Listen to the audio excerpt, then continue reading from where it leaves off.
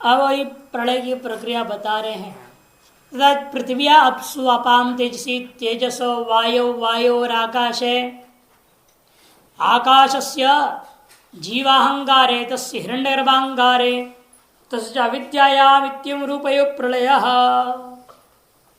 पृथ्वी जल में लीन हो जाती है, जल अग्नि में, अग्नि वायु में, वायु आकाश में और आकाश इंद्रियों में, इंद्रियां जो है जीवाहंकार में और जीवाहंकार हिरण्यगर्भ अहंकार।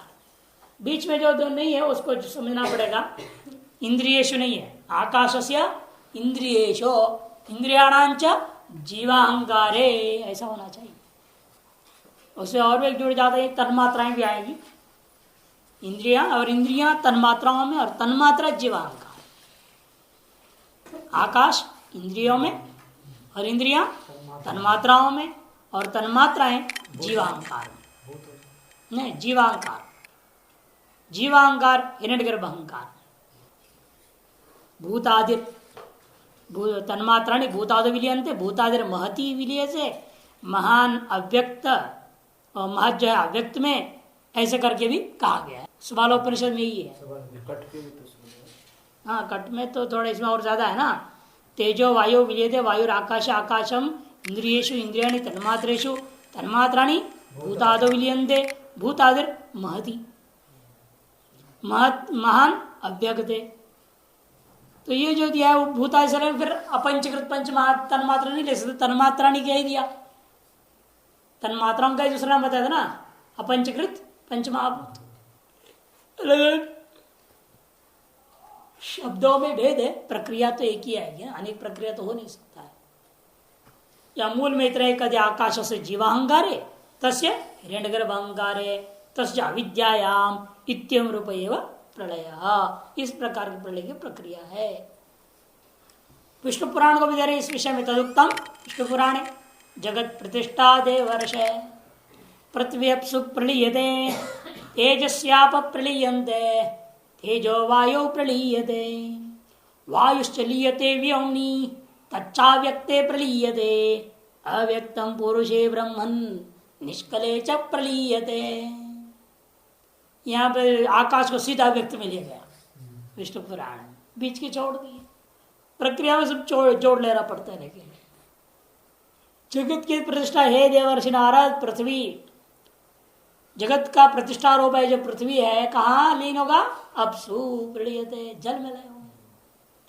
आपा तेजसी प्रलीयन्ते, जल तेज में अग्नि में, और तेजो तेज अग्नि वायु प्रलीयते, वायु में, वायुश्चलीयते व्योम्नि, वायु आकाश में लीन होगा। तच्च अव्यक्ते प्रलीयते, सीधे बोल दिया आकाश अव्यक्त। उत्पत्ति में भी आया था ना ऐसे, तत्तेजो सृजतो, कहीं बोल दिया। चांदोपनिषद में तैत्तिरीय में तस्माय तस्मद आत्मन आकाश संभूत शुरू किया।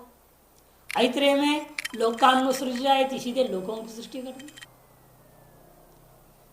फिर उसको ब्रह्मसूत्रकार ने जोड़ के क्रम निर्णय कर दिया। इसी पर यहाँ पर भी जो अन्य उपनिषदों के वचनों के आधार पर तो क्रम को बीच पीछे जो छोड़ दिए हैं कहीं, तो उसको जोड़ लिया जाएगा। एवं विध प्रलय कारणत्वम, इस प्रकार का प्रलय कारणत्व ही ब्रह्म का तटस्थ लक्षण है। तत्पदार्थ से ब्रह्मण तटस्थ लक्षणम, इसलिए एवं विध सृष्टि कारणत्व, एवं विध स्थिति कारणत्व, एवं विध प्रलय कारणत्व, यही सृष्टि ब्रह्म का तटस्थ लक्षण बनता है। पूर्व पक्ष उठता है, यहां पर कहने लगा नन वेदांतिर ब्रह्मणि जगत कारणत्व प्रतिपाद्य माने सती सप्रपंच ब्रह्म स्यात्, ब्रह्म सप्रपंच हो गया। वेदांतों के द्वारा ब्रह्म में जगत कारणत्व का आप प्रतिपादन कर रहे हो, फिर तो ब्रह्म क्या हो जाएगा? सप्रपंच ब्रह्म हो जाएगा। अन्यथा नहीं तो सृष्टि वाक्य नाम अप्रामाण्य पद, तो सृष्टि वाक्यों का प्रामाण्यता ही नहीं रह जाएगा, व्यर्थ है उसका प्रलाप। उसकी सार्थकता के लिए उसकी सत्यता माननी पड़ेगी जगत की। ये जगत सत्य है जो ब्रह्म से उत्पन्न है, जिसका कारण ब्रह्म है, यदि वह भी सत्य है फिर जगत भी सत्य हो जाएगा, ब्रह्म भी सत्य। जैसा सत्य जगत विशिष्ट ब्रह्म मानना पड़ेगा, इसको सप्रपंच ब्रह्म कहते हैं। अर्थात निर्गुण ब्रह्म की व्यवस्था खत्म हो जाएगी, निर्गुण ब्रह्म की व्याख्या ही नहीं, सगुण ब्रह्म मानना पड़ेगा। यदि चेत न, ऐसे न कहो। नहीं सृष्टि वाक्यानाम सृष्टौ तात्पर्यम किंतु अद्वय ब्रह्मणीय। जो सृष्टि वाक्य है ये सृष्टि का प्रतिपादन करने में इनका तात्पर्य नहीं। शक्यार्थ सृष्टि हो, तात्पर्य उसका सृष्टि नहीं है। सृष्टि वाक्य, स्थिति वाक्य और प्रलय वाक्य तीनों लेना। स्थिति सृष्टि से तात्पर्य उत्पत्ति, स्थिति और लय संबंधी जितने भी वाक्य है इनका तात्पर्य सृष्टि का उत्पत्ति, स्थिति और लय में ही नहीं है, किंतु अद्वय ब्रह्मणीय, अद्वय ब्रह्मबोध कराने में ही इनका तात्पर्य है।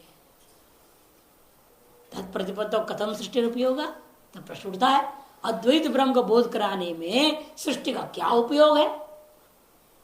कल सीधी सी बात है, प्राप्त से उपादस्य, प्राप्त का बात करोगे ना, क्या प्राप्त का बात हो जाएगा? प्राप्त का ही बात होता है। प्राप्त हो सत्यम निषेध, मीमांसा दर्शन में अप्राप्त बात का भी वर्णन है कर्मकांड में, एक अलग चीज है। तैतृय जितने भी है तृतीय अध्याय का सब अप्राप्तवादी है, और प्राप्तवाद भी वहां वर्णन है। दोनों प्रकार का बातों का वर्णन है। वह कर्म में ऐसा है कि संभावित अंगों को लेकर के, विनियोग को लेकर के हम अप्राप्तवाद कहते हैं। श्रुति लिंग वाक्य प्रकरण स्थान समाख्या है ना, अब जो लिंग तो प्राप्त है नहीं, पहले श्रुति ने कर दिया, उस अप्राप्त लिंग का श्रुति ने क्या कर दिया?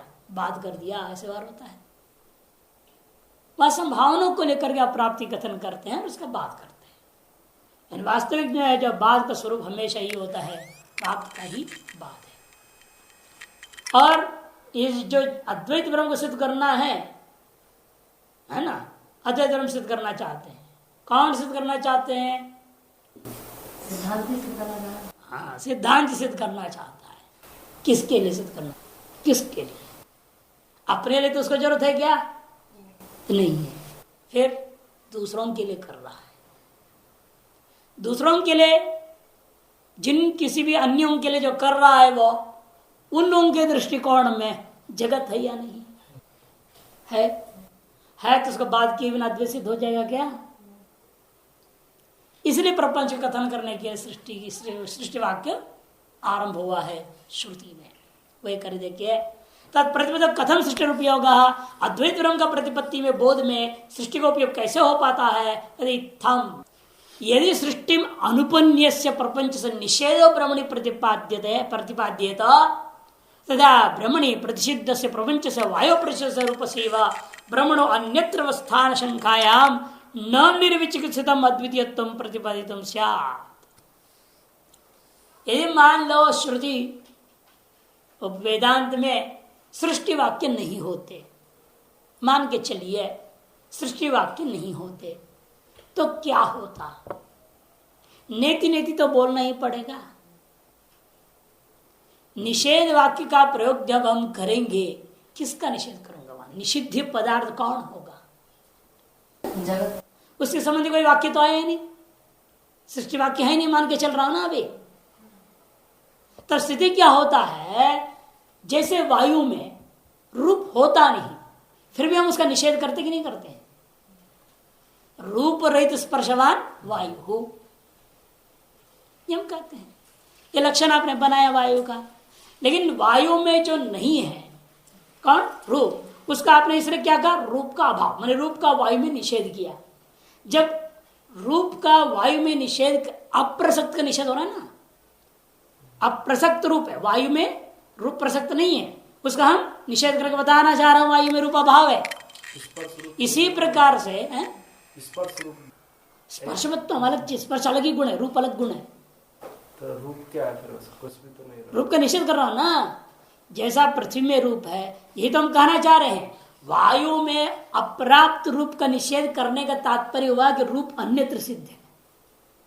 इसी तरह से यदि ब्रह्म में सृष्टि प्रसक्त नहीं है और उसको आप निषेध करोगे, इसका अर्थ क्या निकलेगा? ब्रह्म से अन्यत्र वो जगत सिद्ध है। जैसे वायु से भिन्न स्थल में रूप सिद्ध है या नहीं, पृथ्वी में सिद्ध है, जल में सिद्ध है, तेज में सिद्ध है रूप। मैंने एक में अप्रसक्त का निषेध यदि करूं, उसका तात्पर्य क्या हो जाता है, वह वस्तु अन्यत्र सिद्ध हो जाएगा। इसी तरह से ब्रह्म में जगत प्रसक्त नहीं हो, सृष्टि वाक्यों के ने बताया भी है करके, ये सृष्टि वाक्य ना होते तो ये कहना पड़ता ब्रह्म में जगत प्रसक्त नहीं है। अप्रसक्त जगत को ब्रह्म में निषेध करने का तात्पर्य क्या हो जाएगा, ब्रह्म से भिन्न जगह में जगत सत्य रूप में विद्यमान हो जाएगा। इसलिए हमें क्या करना पड़ रहा है, पहले सृष्टि वाक्य लाना ही पड़ेगा और ब्रह्म में जगत को प्रसक्त करो, प्रसक्त करके वहां निषेध भी कर दो। तब क्या होगा, प्रसक्त का निषेध करने पर अन्यत्र अवस्थिति नहीं होगी, अन्यत्र उसका अवस्थिति नहीं हो सकती है। इसे उत्पन्नम द्रव्यम निर्गुणम उसने कह दिया, तो अन्यत्र प्रसक्ति नहीं है उसका, उत्तर कालावच्छिन्न द्रव्य में रहेगा, है ना। इस तरह से यहां पर ब्रह्म में जब जगत को मैं निषेध कर दिया तो सृष्टि काल में उसका वर्णन करने के बाद निषेध करने का तात्पर्य क्या होगा, ब्रह्म में अद्वैत की सिद्धि होगी। नहीं तो दूसरा सिद्ध हो जाएगा जिसमें जगत है, ब्रह्म से भिन्न कोई दूसरी वस्तु माननी पड़ेगी जिसमें जगत है, और वहां रहने वाला जगत को आप यहां निषेध कर रहे हैं ब्रह्म में। जैसा पृथ्वी में रहने वाले रूप को वायु में निषेध करते हो, उसी प्रकार से अन्य विद्यमान जगत को ब्रह्म में निषेध माननी पड़ जाएगी। तब द्वैत हो जाएगा कि अद्वैत होगा, द्वैत हो जाएगा। फिर आपने ब्रह्म से मैंने एक दूसरा चीज को मान लिया जिसमें जगत है सत्य, और उसको यहां हम निषेध कर रहे हैं। इस आपत्ति ये यदि ऐसा स्वीकार कर लोगे फिर तो एक तो द्वैत होगा और निर्दोष अद्वैत की सिद्धि नहीं हो सकती। वही कार्य देखिए, यदि सृष्टिम अनुपन्यास्य, यदि सृष्टि का उपन्यास नहीं करके प्रपंच का निषेध में ब्रह्म में प्रतिपादन कर देता, यदि मैं ऐसे कर देता तो क्या होता, तदा ब्रह्मणि प्रतिषिद्ध से प्रपंचस्य, ब्रह्म में जो प्रतिषिद्ध प्रपंच है वो क्या हुआ, ब्रह्मणो अन्यत्र अवस्थान आशंकायाम, ब्रह्म से भिन्न स्थल में उसकी अवस्थिति की आशंका हो जाएगी। जैसे दृष्टांत क्या है, वायु प्रतिषिद्ध से रूप से, वायु में प्रतिषिद्ध जो रूप है उसका अन्यत्र जैसा पृथ्वी आदि में अवस्थिति देखी जाती है, उसी प्रकार से ब्रह्म में प्रतिषिद्ध जो जगत है उसका अन्यत्र स्थिति होने लगी आशंका हो जाएगी। तादृश आशंका उत्पन्न होने पर निर्विचिकित्सित माने संशय रहित अद्वितीयोत्तम न प्रतिपादित स्यात्, श्रुतियां फिर संशय रहित अद्वैत की सिद्धि नहीं किए हैं ऐसे कहना पड़ जाएगा, यह आपत्ति होगी। इसीलिए हमें क्या करना पड़ा, ततः सृष्टि वाक्यात ब्रह्म उपाधित्व ज्ञाने, इसे क्या सृष्टि वाक्यों से हमने क्या विचार किया कि सृष्टि वाक्य क्या कर रहे हैं, ब्रह्म ही हमारे लिए उपाधि है, कि सृष्टि का उपादान कारण कौन है, ब्रह्म है, ये वाक्य ने कहा दिया। अब क्या करोगे, हमेशा कारण को पकड़ने से, कारण को जानने से सकल कार्यों को जाना जाता है। अतएव आपकी वृत्ति क्या होगी, इन सृष्टि वाक्यों के आधार पर ब्रह्म जानने की चेष्टा होगी।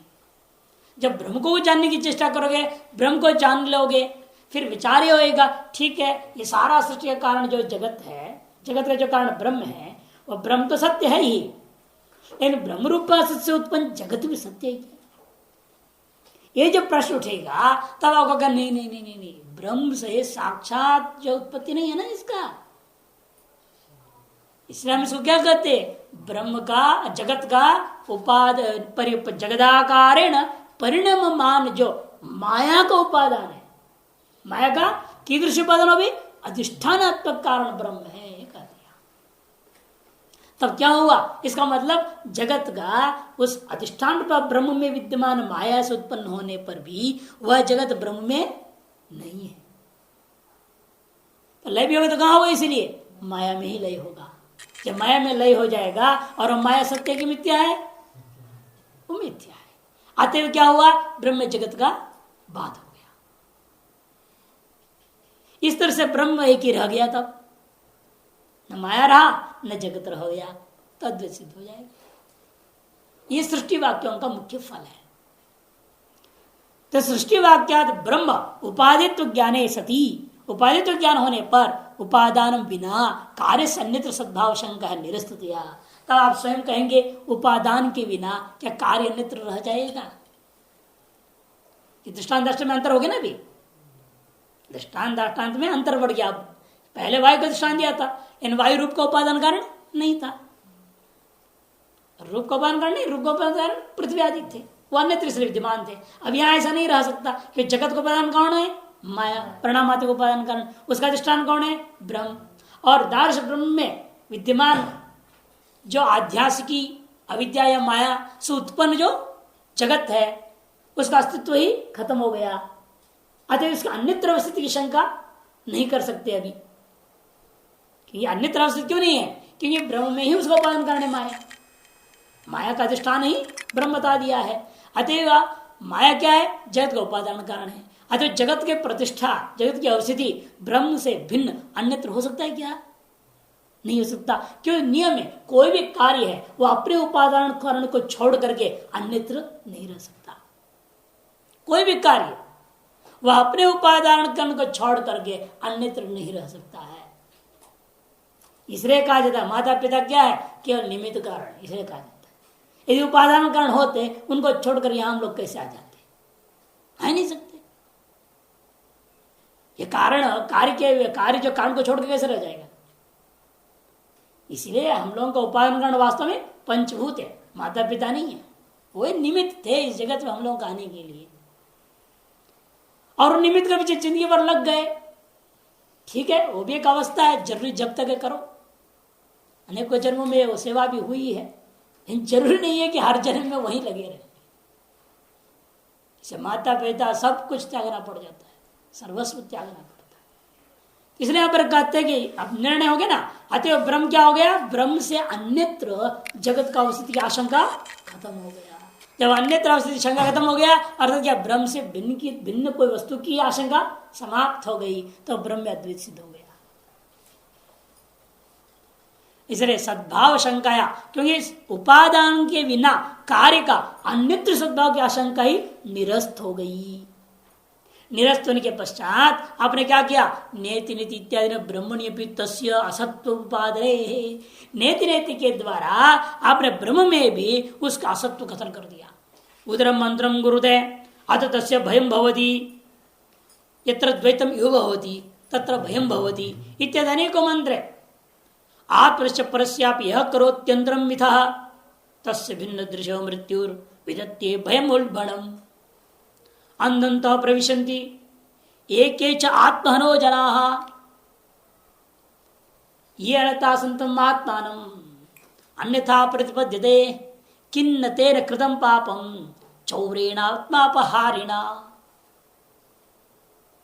ये सब अनेकों श्रुति और स्मृतियां विद्यमान हैं, जहां पर साफ कह दिया जो कोई भी किंचित भी द्वैत की भावना मिला लेते हैं तो उसको भय आदि से ग्रस्त हो जाना पड़ता है, दुख से ग्रस्त होना पड़ता है, द्वैत की भावना आ जाए।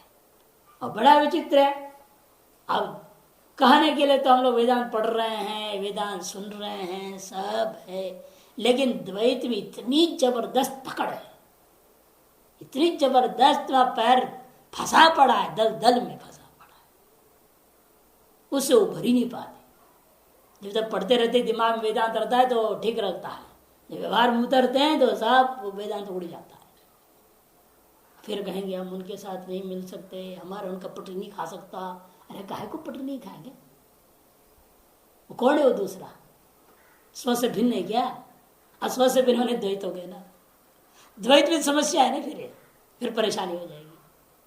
कहने के लिए वेदांत का बात करना बहुत आसान होता है, सर्वे ब्रह्मवदि, हाँ, बहुत आसान है बोलना। इन व्यवहार में वो हमारे लिए खराब है, ये हमारे लिए खराब है, वो अच्छा नहीं है, ये अच्छा नहीं है। कहीं तो आश्रम छोड़ के इसलिए चले जाते, कहीं से पटरी नहीं खाते। क्यों नहीं पटरी खा रही है? द्वैत भावना के कारण सिद्ध है। द्वैत का जड़ इतना जबरदस्त अंदर है, बाहर से अद्वैत की मखोटा लगा के बैठता है, अद्वैत की मखोटा ही रह गया है, अंदर पूरा द्वैत ही द्वैत भरा पड़ा है। इसलिए सबके साथ खटर फटर रहता है, न खुद का भजन होता है, न दूसरे का भजन होने देता है।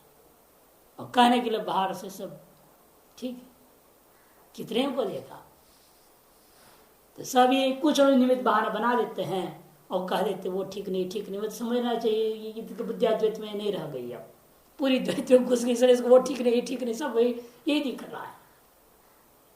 यहाँ पर कहते ऐसा नहीं हो सकता है। जहां कोई भी किंचित अभी भेद कर देता है, स्वभिन्नत्व न किस चीज को भी देख लेता है, तो उसको दुख होगा, भय होगा, राग होगा, द्वेष होगा, सब खिचड़ी पकेगी।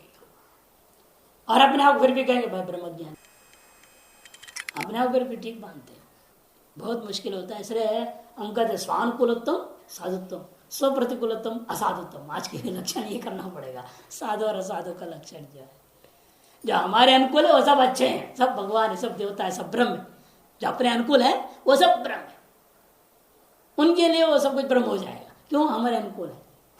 जहाँ एक भी उन्हीं से प्रतिकूल हो गया, ये प्रतिकूल हो रहा है, ये बदमाश है, वो ब्रह्म नहीं रह गया, वो बदमाश हो गया। वो फिर प्रांतवाद आ जाता है, पता नहीं क्या क्या ले आते, जातिवाद, प्रांतवाद, अनेकों बातें आ जाती है। बहुत कठिन है। अब समझाओ, जितना भी समझाओ फिर भी घुसता नहीं अंदर।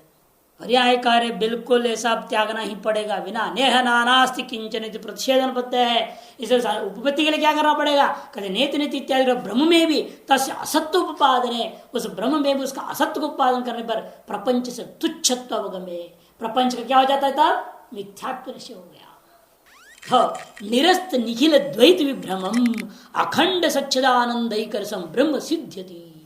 ऐसा करने पर ही निरस्त समस्त द्वैत का भ्रम और अखंड सच्चिदानंदैक रस स्वरूपतः ब्रह्म की सिद्धि हो जाती है। इस प्रकार से परंपरा सृष्टि वाक्या नाम अद्वितीय ब्रह्मणि एव तात्पर्य। इसलिए परंपरा सृष्टि वाक्य जो है अद्वैत ब्रह्म का सिद्धि में ही उसका तात्पर्य मानना पड़ जाता है। सृष्टि वाक्य सृष्टि की सतता को सिद्ध करने के लिए नहीं है, सृष्टि वाक्य ब्रह्म अद्वैत सिद्धि के लिए ही है। यह निष्कर्ष निकल गया। तब पूर्व पक्ष कहता है ठीक है, जैसा सृष्टि वाक्य चलो मैं अद्वैत ब्रह्म सिद्ध करने के लिए स्वगत मिथ्यात्व सिद्धि तभी हो सकता है जो स्व अधिष्ठान भूता ब्रह्म से भिन्न कोई उपादान कारण नहीं है, ये निर्णय जब हुआ तभी उसके जगत में मिथ्यात्व सिद्धि हो पाता है। यदि ब्रह्म से भिन्न जगत का कोई उपादान कारण सत्य उपादान कारण होता तब द्वैत सिद्ध हो जाता है। जब निर्णय हुआ जगत का उपादान कारण माया है और वह माया ब्रह्म से भिन्नत्व सत्यत्व द्वितीयत्व कोई विद्यमान वस्तु नहीं है, वो खुद मिथ्या होने से तद द्वारा प्रतिभाषित आध्यासिक जगत भी मिथ्या ही है, अतएव अद्वैत सिद्ध हो जाता है। एतादृश प्रक्रिया से अद्वैत सिद्धि करने के लिए आए हुए यथा सृष्टि वाक्य तथा उपासना वाक्यों के विचार करते हैं। अभी चलो, सृष्टि के कारण से ब्रह्म में अद्वितीयत्व का बाधा नहीं होती, सृष्टि वाक्यों की वजह से अद्वितीय ब्रह्म सिद्धि में कोई बाधा नहीं है, किंतु उपासना वाक्यों की वजह से अद्वितीय ब्रह्म सिद्ध नहीं होगा, सगुण ब्रह्म ही सिद्ध होगा, निर्गुण ब्रह्म सिद्ध नहीं हो सकता। कि उपासना में गुणों का वर्णन हुआ है और वे गुण सत्य है तो फिर सगुण ब्रह्म हो जाएगा, निर्गुण ब्रह्म की सिद्धि कैसे होगी? इसलिए कहते हैं उपासना प्रण पठित सगुण ब्रह्म वाक्या नाम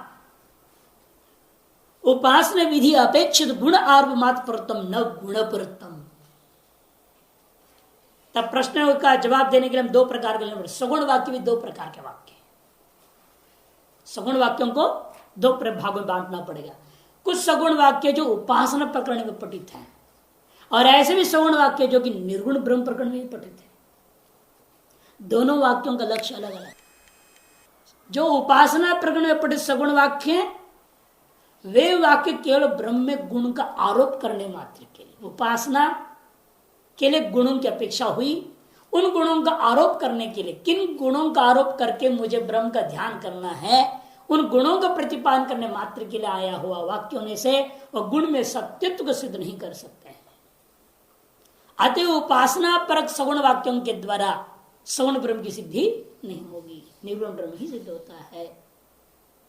ये यशवंतर आदित्य हिरण्यमय पुरुष हिरण्याक्ष हिरण्यश्मश्रु कप्यासम इत्यादि ना मनोरूप भाम मनोमय भारूप, ये सब शब्दावली जो आते हैं, कभी ये जो उपासना पर पठित सगुण ब्रह्म वाक्य, इन सगुण ब्रह्म वाक्यों का उपासना विधि से अपेक्षित गुणों का आरोप मात्र परक है, न गुण पुरुत्तम, गुण की सत्यता कथन पूर्वक गुण की यथार्थता का बोध कराने के लिए नहीं है। इसी प्रकार से निर्गुण ब्रह्म प्रकरण में आया, देवाव ब्रह्मणे रूपम मूर्तंच अमूर्तंच, देवाव ब्रह्मणो रूपे मूर्तंच अमूर्तंच इत्यादि कहा। वहां क्या होगा तब समझना पड़ेगा। कोई भी उपासना हो, निर्गुण ब्रह्म प्रकरण में पठित हो चाहे सगुण ब्रह्म प्रकरण पठित हो, आप फलाकांक्षा से कर रहे हो चाहे नहीं कर रहे हो, उपासनाएं हमेशा क्या करते हैं, क्रम मुक्ति फलक होते हैं। जिस फल के लिए आप कर रहे हो फल तो मिलेगा ही, साथ साथ क्रम मुक्ति को भी प्रदान करता है। इसलिए साक्षात अंतःकरण शुद्धि का कारण होते हुए तद्वारा ब्रह्म ज्ञान में विनियोग हो जाता है सकल उपासना वाक्यों का। अतः उपासना वाक्यों में विहित जो गुण है वो ब्रह्म में गुण का प्रतिपादन नहीं कर रहे हैं। उन गुणों के चिंतन द्वारा हमारे अंतःकरण शुद्धि होगी, उस अंतःकरण शुद्धि द्वारा वे उपासनाएं वो सगुण ब्रह्म शुद्ध निर्गुण ब्रह्म का अनुभूति करने में सहयोगी हो जाते हैं। इसलिए उपासना प्रकरण में सगुण ब्रह्म वाक्य आए हुए हैं, उतने मां से ब्रह्म में सगुणता नहीं आ जाती। इसलिए भगवान गीता में तो कर्म को भी कहते योगिनः कर्म कुर्वन्ति संगम त्यक्त्वा आत्मशुद्धये, आत्मशुद्धये माने अंतःकरण शुद्धये। भगवान खुद कहते कर्म भी करना है, केवल उपासना नहीं। और जब रुक्मिणी ने पूछे द्रौपदी से तो द्रौपदी भी यही जवाब दी थी। महाभारत में आते अरण्य पर्व में, जंगल अरण्य पर्व की है, वहां पर विचार हुआ। रुक्मिणी ने पूछा द्रौपदी से तुम बताओ क्यों इस बुरे हालत में भी तुम देना चाहते हो, दान दे रहे हो, कर्म करना चाहते हो, क्यों? तब कहती है ददामि देयम इत्येव यजे यष्टव्यम इत्यपि। अगर बस देना चाहिए इसलिए मैं दे रही, कोई फलाकांक्षा से नहीं। गृहस्थ आश्रम में हूं, मेरा कर्तव्य मुझे देना चाहिए, मैं दे रहा। क्यों दे रहे हो मत पूछो, मुझे पता नहीं क्यों, मुझे कोई फल चाहिए नहीं, लेकिन फिर भी मैं दे रही हूं और देती रहूंगी। पूजा करना चाहिए इसलिए कर रही हूं। अमुक फल के लिए, मोक्ष के लिए भी नहीं बोल रही हूं, किसी भी फल के लिए नहीं कहती हूं। ये जे यष्टव्यम,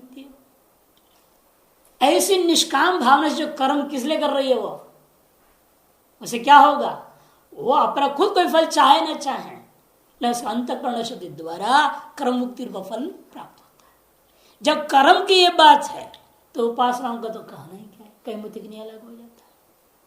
वे उपासनाएं निश्चित रूपेण आपको कर्म मुक्ति ही प्रदायक हो जाएंगे। इसे टीका में फलोद्देश्य क्रियमाणा नाम अपनी च उपासना नाम, फलोद्देश्य क्रियमाणा नाम अपनी, फल को उद्देश्य कर किए जाने वाले उपासनाएं भी क्रम मुक्ति फलकत्वात् क्रम मुक्ति फलक ही होते हैं।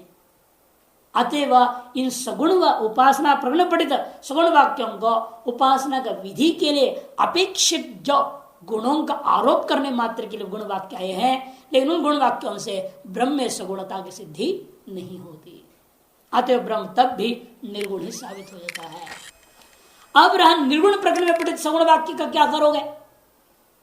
कहते निर्गुण प्रकरण पठिता नाम सगुण वाक्यानाम तो निषेध वाक्य अपेक्षित निषेध्य संपादकत्व विनियोग। कहते निर्गुण प्रकरण में पठित जो सगुण वाक्य हैं वह निषेध वाक्यों के लिए अपेक्षित निषेध्य पदार्थों का संपादन करने के लिए। जैसे आपने नेति नेति कर दिया, किसको निषेध कर रहे हो? दो न के द्वारा, न इति न इति। तब कहना पड़ा मूर्तंच अमूर्तंच, मूर्त और अमूर्त। उन मूर्त को निषेध कर ले एक नीति आया, अमूर्त को निषेध कर ले दूसरा नीति आया। निषिद्ध पदार्थ है ना, वो निषेध पदार्थ है, उसका प्रतिपादन करने के लिए वहां सुगुण वाक्यों का पाठ हुआ, ताकि आगे हम उसको ब्रह्म में निषेध कर सकें। इसे निर्गुण ब्रह्म प्रकरण में पठित सगुण वाक्य ये इसलिए प्रयोग हो रहे हैं कि इसलिए निषेध का में उपयोगी हो जाएगा। नहीं तो निषेध क्या है मालूम ही नहीं, तो निषेध क्या करूंगा? निषेध वाक्यों का तात्पर्य कैसे घटेगा ब्रह्म में? इसे निषेध्य समर्पकत्वेन हमें निर्गुण प्रकरण में पठित सगुण वाक्यों को ग्रहण करना है। निर्गुण प्रकरण पठिता नाम सगुण वाक्या नाम तो निषेध वाक्य अपेक्षित निषेध्य संपादक विनियोग यदि न किंचित भी वाक्यम अद्वितीय ब्रह्म प्रतिपादन विरुद्धते। इसलिए वे संपूर्ण उपनिषद में विद्यमान कोई भी वाक्य इसलिए अद्वितीय ब्रह्म के प्रतिपादन करने में किसी प्रकार के विरोध स्थापना नहीं कर पाते हैं। तीन ही प्रकार के वाक्य, सृष्टि वाक्य और उपासना वाक्य। उपासना वाक्य भी दो प्रकार के हैं, है ना। एक तो उपासना प्रकरण में पठित जो सगुण वाक्य हैं और निर्गुण ब्रह्म प्रकरण में पठित जो सगुण वाक्य है। जैसे वाक्य तीन ही प्रकार के माने चाहिए ना। सृष्टि वाक्य, सृष्टि से स्थिति और लय तीनों आ गया। दूसरा सगुण वाक्य, और सगुण वाक्य में दो प्रकार, उपासना प्रकरण पठित और निर्गुण प्रकरण पठित। एक वेदांत में आए तीनों प्रकार के वाक्यों का लक्ष्य अंत में क्या है? केवल अद्वितीय ब्रह्म सिद्धि है। अतः इन वाक्यों का अद्वितीय ब्रह्म सिद्धि में किसी भी प्रकार का विरोध नहीं है। इस विषय में ब्रह्मसूत्रकार ने कहा सर्वापेक्षा चेज्जाद श्रुतेर अश्ववत। शाटिका में दिया होगा सर्वापेक्षा चेज्जाद श्रुते है अश्ववत। अपेक्षित विद्या कि बार बार प्रश्न उठता है ना, जब ज्ञान से मोक्ष होना है तो क्या जरूरत है कर्म और उपासना की। बार बार लोगों के दिमाग में उठता है क्या जरूरत है कर्म करने की, कर्म करने की इच्छा ही नहीं होती, मैं कर्म कुछ नहीं करना चाहता। लेकिन बड़े चालाक होते हैं ऐसे कहने वाले, अपना उनका निजी कर्म जो होता है ना उसको बड़ी कुशलता पूर्वक करते हैं और उसके लिए कहीं भी जाना पड़े, कुछ भी करना पड़े, सब कुछ करने को तैयार है। और आश्रम की सेवा, कर्म करने की इच्छा नहीं है, कर्म क्या है, ज्ञान से मोक्ष होता है, ऐसा बोलने लगते। बड़े चालाक लोग हैं। और शास्त्र कहता है देखो ये चालाकी नहीं करना है। यदि वास्तव में आपके अंदर इतनी निवृत्ति हो गई है कर्म से, उपासना से, सब से पूर्ण रूप में उदासीन की अवस्था है, तो फिर इधर इच्छा लाभ में संतुष्ट भी होना पड़ेगा ना। अन्य जो वाक्य कर्म से क्यों भूल जा रहे हो? बात कहते मैं उस अवस्था का हूं, यदि उस अवस्था की हो तो उस अवस्था में कभी अन्य बातें भी तो होनी चाहिए। इधर लाभ में संतुष्ट तो है नहीं, मुझे ये चाहिए, मुझे वो चाहिए, मुझे ऐसी अवस्था चाहिए, ऐसी स्थिति चाहिए, दुनिया भर चाहिए है। अब दुनिया भर चाहिए है तो विरोध कहां हुआ? इधर लाभ में संतुष्टि की वृत्ति कहां है? जो मिल जाए, जैसे मिल जाए, खाए पिए। कैसे पता चलेगा कर्म से? पता नहीं चलेगा कर्म से। ये स्थिति अपने आप आएगी ना। आप ये जानबूझ के छोड़ेंगे नहीं, कर्मणा मनारंभ्याद निष्कर्म समष्टुत है, ये अपने आप अवस्था आ जाती है। व्यवहार में रहते वक्त ही सारे भेदभाव समस्त नष्ट होते जाते हैं। इधर चाला में संतुष्ट तो व्यवहार में रहते तो हो जाना चाहिए। जो मिल रहा है, जैसे मिल रहा है, प्रारब्ध के अनुसार मिल रहा है, खाओ पियो, खत्म। भिक्षा में, अब भिक्षा में क्या करते? अन्न क्षेत्र हम लोग जाते थे, वो में कीड़े भी चलते थे, लेकिन नहीं खाया गया उसको भी झाड़ करके। आवाज जो है नहीं ऐसा ही चाहिए, वैसे ही चाहिए, ऐसे कैसे क्यों बोलते हो? गलत है नहीं। इसका मतलब अवनति हो रही है कि उन्नति हो रही है? अवनति हो रही है और गड्ढे में जा रहे हैं और संकीर्णता आ रही है। पहले तो अच्छी विचार थी, व्यापकता थी, कहीं भी कुछ ही मिल जाए खाते थे पीते थे, असली सन्यासी भाव में थे। और आश्रम में आकर के परम गृहस्थी हो गया, क्या फायदा हुआ आकर के? है नहीं? ये सब गलत हो जाता है। और क्या श्रवण मनन के चक्कर में आश्रम में बैठना पड़ता है, सारा झंझट हो जाता है। झंझट में तो फिर भाव मैंने बनाए रखो, क्यों हो जाता है? नहीं होता है ना। ये सब श्रवण मन में आने के बाद अपने अहंकार दूसरा टाइप का हो जाता है। वहां तो अहंकार नहीं था कि अनपढ़ था, अब थोड़ा पढ़ लिखने से अहंकार हो जाता है।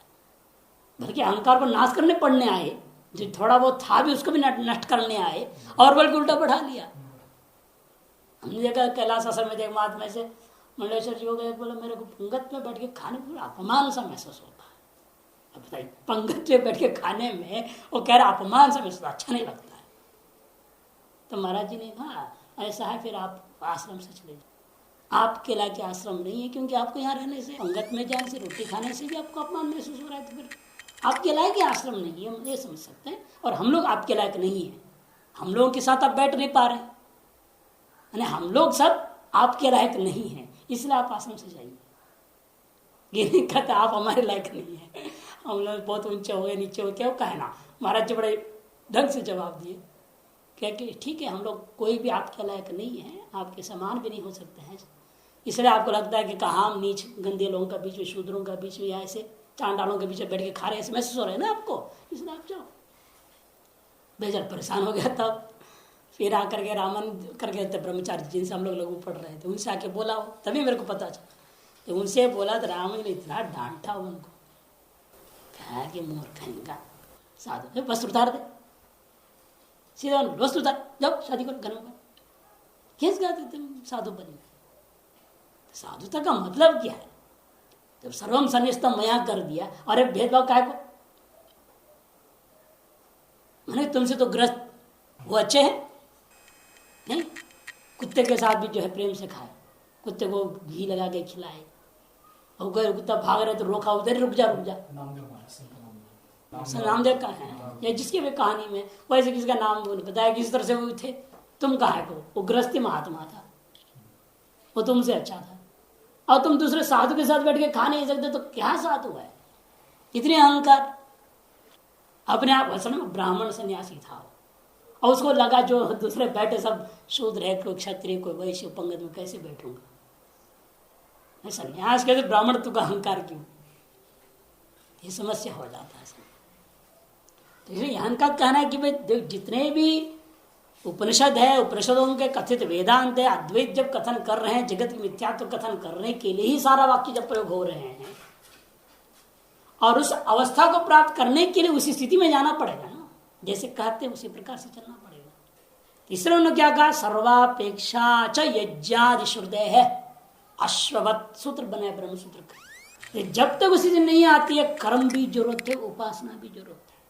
तब पूछा कि किसके लिए जरूरत है, कहते कि मोक्ष के लिए कर्म या उपासना की जरूरत नहीं। ये बात तो बिल्कुल सही है, विद्या उत्पत्ति के लिए जरूरत है, अविद्या की निवृत्ति के लिए जरूरत नहीं है। अविद्या में ही तो कर्म और उपासना होगा, निवृत्त हो जाएगा तो कहां से होना है। इसे कहते हैं विद्या की उत्पत्ति काल पर्यंत कर्म और उपासना दोनों हो जाते हैं।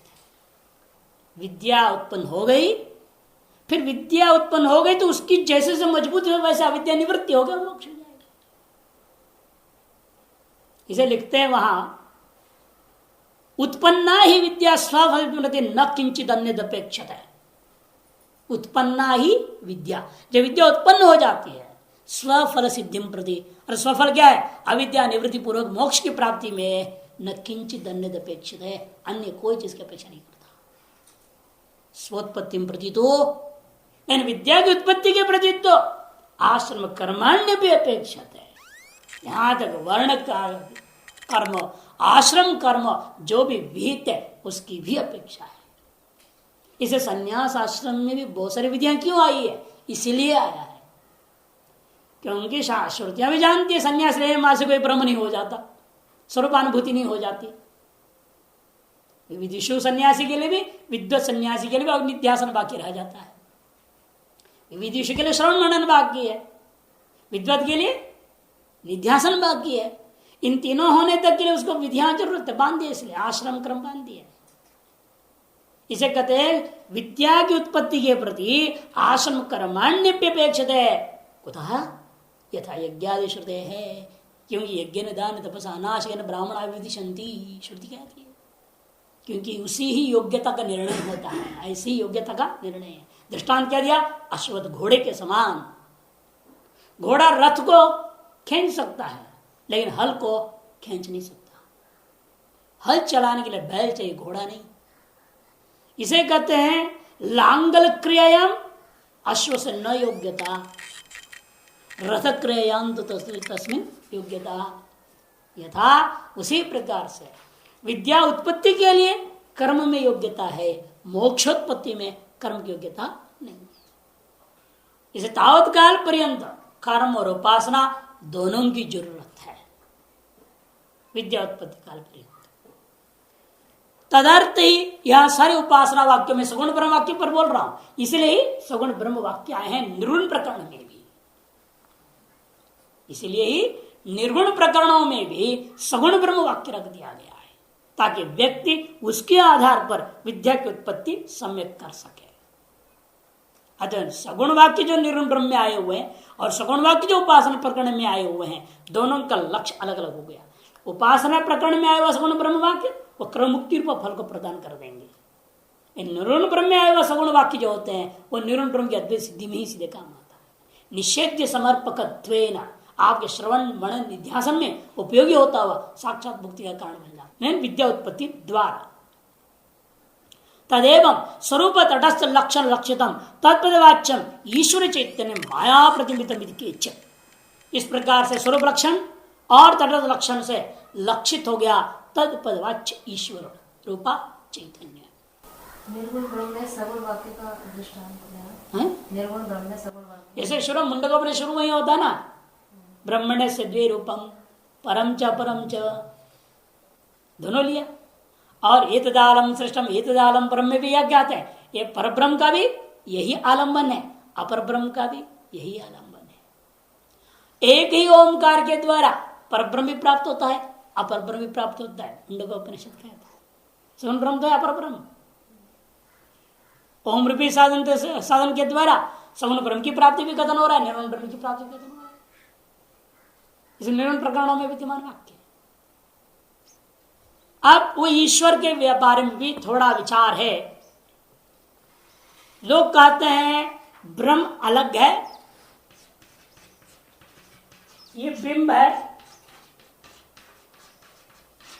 और इसका दो प्रतिबिंब है, एक ईश्वर और दूसरा जीव। ईश्वर जो प्रतिबिंब वो कहां पड़ी हुई है? माया में। अतः दूसरा नाम माया का अविद्या, ये कारण है। इससे उत्पन्न कार्य क्या है? अंतःकरण। इसमें जो प्रतिबिंब है वो जीव। ऐसे जीव भी प्रतिबिंब है, ईश्वर भी प्रतिबिंब है, ऐसे मानने वाले लोग वेदांत में। इससे थोड़ा गड़बड़ी है, दोष कारण से मुख्य सिद्धांत में जाएंगे, इसलिए पहले इसको उठा रहे हैं। ब्रह्म क्या है? बिंब है, शुद्ध है, उसका प्रतिबिंब पड़ गया है ईश्वर में और माया में पड़ा तो ईश्वर नाम पड़ा, उसी का प्रतिबिंब जब अंतःकरण पर पड़ा तब जीव नाम पड़ गया। माया प्रतिबिंबितम इति केचित्, माया में प्रतिबिंबित जो चैतन्य वो ईश्वर है, ऐसे कुछ लोगों का कहना है। तेषाम अयम आशय, उनका कहने का अभिप्राय क्या है? कहते जीव परम परमेश्वर साधारण चैतन्य मात्र बिंबम। इस जीव और ईश्वर दोनों के लिए, दोनों का एक साधारण जो चैतन्य है, सर्वसाधारण चैतन्य कौन है? वो ब्रह्म, वो बिंब है। तस्यैव बिंबस्य अविद्यात्मिकायाम मायायाम प्रतिबिंबम ईश्वर चैतन्यम अंतःकरणेश प्रतिबिंबम जीव चैतन्यम। वो जो सर्वसाधारण व्यापक चैतन्य है, जो बिंबात्मक माना जाता है, जब उस बिंबात्मक चैतन्य का अविद्या रूपा माया में जब प्रतिबिंब पड़ जाए तब उसका नाम ईश्वर चैतन्य हो गया। और अंतःकरण रूपा इस माया का ही जो कार्य है उसमें जब प्रतिबिंब पड़ जाता है तो उसका नाम जीव हो जाता है। किस आधार पर बोल रहे हैं? उसके लिए प्रमाण दे रहे, कार्योपाधिरयं जीव कारणोपाधिरीश्वर ईश्वरोदय है। कार्योपाधिरयं जीव, ये जो जीव है कार्य कौन? अंतःकरण रूप कार्य का ही उपाधि है उसका। और कारणोपाधि, कारण क्या है? अंतःकरण रूप कार्यों का माया विद्या, वह है उपाधि जिसका, वो ईश्वर है। इस प्रकार श्रुति कह रही है, उसके आधार पर प्रतिबिंब दोनों को मान लिया इन्होंने। इति श्रुति एतन्मत है। इनके लिए दृष्टांत क्या होगा? दृष्टांत इनके ऐसा लेना पड़ेगा, आकाश बिंब है और उसका प्रतिबिंब पड़ रहा है दो जगह, एक तालाब में और उसी तालाब से निकाल के रखा हुआ एक सकोरा कटोरा में भी पड़ रहा है। उसी तालाब का कार्य हो जल, परिच्छिन्न जल, ये व्यापक है तालाब, उसमें से कटोरा में जल निकाल के रख दिया, उस पर भी आकाश का प्रतिबिंब दिख रहा है। तब प्रश्न उठेगा निरूप आकाश का प्रतिबिंब कैसे पड़ेगा? आप कह सकते हैं आकाश रूप तो है नहीं ना, निरूप आकाश का प्रतिबिंब कैसे पड़ेगा? तो हम कहें निरूप रूप का प्रतिबिंब पड़ता है कि नहीं पड़ता? रूप का प्रतिबिंब पड़ रहा है ना, इसका हम जल में दिखाएंगे, इसका प्रतिबिंब पड़ेगा ना, इसका रूप का प्रतिबिंब पड़ रहा है, तो रूप का प्रतिबिंब क्यों पड़ा?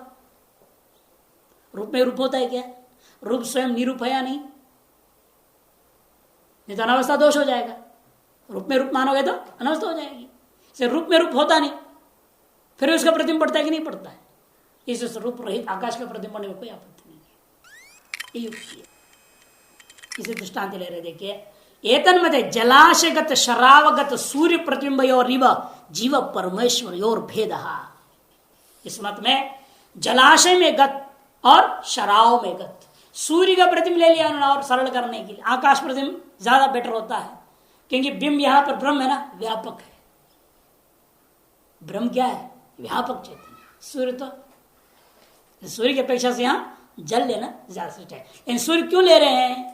प्रतिबिंबवाद के लिए ब्रह्मसूत्रकार ने भी सूर्य को लिया, सूर्य को दृष्टांत दिया, जल चंद्रवत कह दिया सूत्र, ब्रह्म सूत्र में। तो इसी वजह से उन्होंने यहां पर सूर्य ले रहे हैं, लेकिन वास्तव में आगे भी कहेंगे, आकाश को बताएंगे। तो जलाशय और जलाशय से निकाला हुआ सकोरे में विद्यमान जो जल में, दोनों में प्रतिबिंब पड़ रहा है, सूर्य का या चंद्रमा का या आकाश का, किसी का भी ले लीजिए।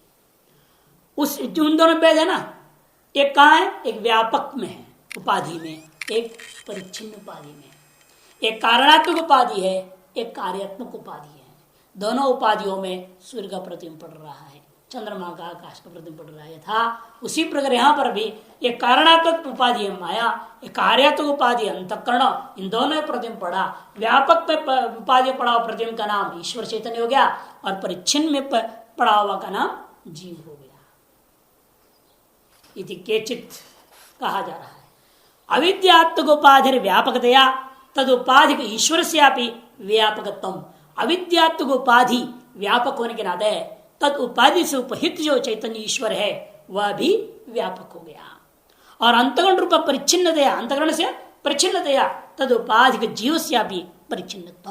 अंतगण रूप उपाधि जो कार्योपाधि है, कार्यात्मक उपाधि है, वह परिच्छिन्न के नाते तार्श उपाधि से विशिष्ट उपहित चैतन्य जीव है, वो भी क्या हो गया?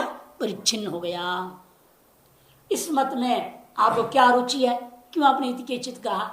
इसलिए अरुचि यह है, ईश्वर में भी उपाधि का दोष आ जाएगा, है ना, क्योंकि नियम है उपहित में हमेशा ही उपाधि का गुण यथा है तथा दोष भी रहेगा। आपने व्यापकत्व गुण ले लिया, इसलिए दे दिया, उसे बड़े में प्रतिबिंब हो रहा है। ईश्वर में व्यापक है, व्यापकत्व गुण जैसा उपाधि का ईश्वर में आकर के ईश्वर व्यापकत्व साबित कर रहा है, उसे अविद्या रूपी उपाधि में दोष भी तो है ना, वो दोष भी ईश्वर में आ जाएंगे। इसे कहते एतन्मते अविद्याकृत दोषः जीवे इव परमेश्वरे स्यात्। कहते अविद्याकृत जो दोष है यथा जीव में हुआ करेगा वैसे परमेश्वर में भी होने लगेगा। क्योंकि नियम क्या है? उपाधि है प्रतिबिंब पक्षपातित्वात्, उपाधि प्रतिबिंब का पक्षपाती हो जाता है। जैसे कि जल मान रहे हिल रहा है तो क्या होगा? जो सूर्य हिलेगा कि नहीं, उस जल में जो प्रतिबिंब सूर्य है वो स्थिर रह जाएगा क्या? जल हिलेगा तो वो प्रतिबिंब भी हिल जाएगा। तो उपाधि हमेशा प्रतिबिंब का पक्षपाती होता है, अर्थात स्वगत गुण और दोष सारी चीजों को अपने प्रतिबिंब में उड़ेल देता है। जैसे आपको मान कहीं चोट लगानी है, लेकिन दर्पण में उतना काला छेद हो गया, तब क्या होगा? आप सामने खड़े होंगे तो यहाँ छेद जैसे दिखेगा आपको, यहाँ लगेगा चोट है, दिन कुछ नहीं है आपको, दर्पण का जो पीछे का जो मर्क्यूरी निकल गया है, इसलिए बात छेदा होता है। अब आप सामने खड़े हो जाओ, बोले यहाँ घाव। क्यों? आपका जो प्रतिबिंब वहां पड़ रहा है ना, उस प्रतिबिंब में उपाधि को जो छेद कर में दिखा दिया, उसमें भी उपाधि में छेद था, लेकिन प्रतिबिंब में भी उच्छेद दिखाई दिया और आपको भ्रांति हो गई, हमें चोट लगा हुआ है। लेकिन बिंब में वास्तव में कुछ भी नहीं था। इसलिए उपाधि का नियम है, उसका जैसा गुण आ जाता है वैसे दोष भी उस प्रतिबिंब में आ जाता है। बिंब में नहीं जाएगा लेकिन प्रतिबिंब में आ जाएगा। और इसलिए ईश्वर को यदि प्रतिबिंब मानोगे फिर माया रूपी उपाधि में विद्यमान जो दोष है वो भी प्रतिबिंबित ईश्वर में आ जाएगा। इसलिए यह वाद प्रतिबिंबवाद उचित नहीं लग रहा है। प्रतिबिंब बिंब से विपरीत दिखाई देता, भिन्न भी होगा, भिन्न भी होगा। बिंबात्मकम ईश्वर चेतन, इसलिए क्या होगा, दूसरे ने जवाब दे रहे हैं नहीं, इसलिए हटाओ इस मत को, ठीक नहीं। इति अस्वरसात बिंबात्मकम ईश्वर चेतन पर है। उन्होंने कहा इसलिए ईश्वर को बिंब मानो, जीव को प्रतिबिंब मानो। इसे जीव में उपाधि रहेगी, बिंब का कोई उपाधि नहीं होता ना, बिंब तो शुद्ध है, उपाधि में ही प्रतिबिंब पड़ता है। और जीव जब प्रतिबिंब हो गया तो जीव को उपाधि है, उपाधि का दोष जीव में ही रहेगा। और ईश्वर का कोई उपाधि न होने के कारण से ईश्वर में कोई दोष नहीं रहता।